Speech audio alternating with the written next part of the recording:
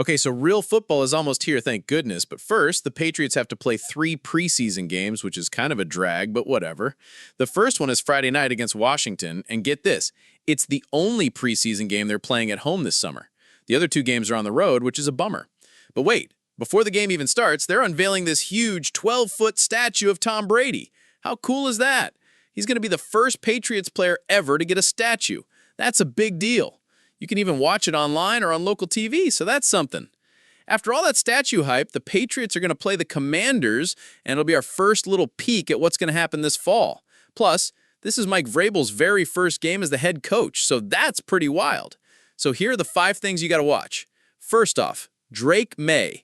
Everyone's going to be watching this dude. Last season, he showed a lot of promise. As the youngest starting quarterback in the whole NFL, he threw for a bunch of yards and touchdowns, but also got picked off a bunch, so, typical young QB stuff. It's one thing to show promise, but it's another thing to actually do it, right?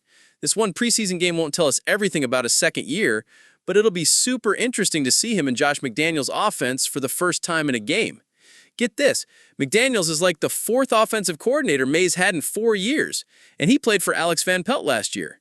Maye himself said he actually likes playing in preseason because it gets the jitters out and you feel like you're in a real game with actual hits. Next up, the Patriots' offensive line. This was the biggest problem last year. They were awful for 3 seasons straight. So they dropped a bunch of cash this offseason to get some new guys like Morgan Moses and Garrett Bradbury. And they drafted this guy, Will Campbell. This game is going to be their first real test.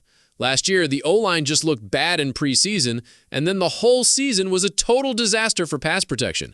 They need to be better, and hopefully, for Maye's sake, they'll look way better on Friday night. And then there are the receivers. It's not uncommon for some random receiver to totally blow up in the preseason, and if that happens, they could snag a roster spot. The Patriots started the offseason with 12 receivers trying to get 5 or 6 spots, which is crazy. Some guys are pretty much guaranteed spots, but there are like 4 or 5 other dudes fighting for the last 1 or 2. With one guy out, it's going to open up more chances, so we'll see if anyone steps up. Now, the defensive line. Mike Vrabel's defense is all about being aggressive and violent, like they're coached to attack everything. Some of these D linemen have been looking really good in practice this summer. It'll be fun to see them actually play against Jaden Daniels, who's supposed to be pretty good.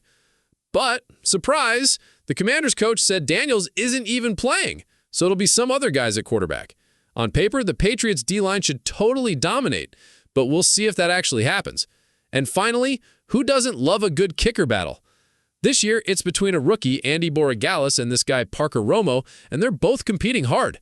Romo's only missed 1 kick in camp, but Borregales started off kind of rough, missing a few, but then he's made like 22 straight.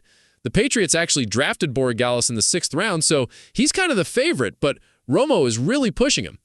It's going to be interesting to see how they both do on Friday night.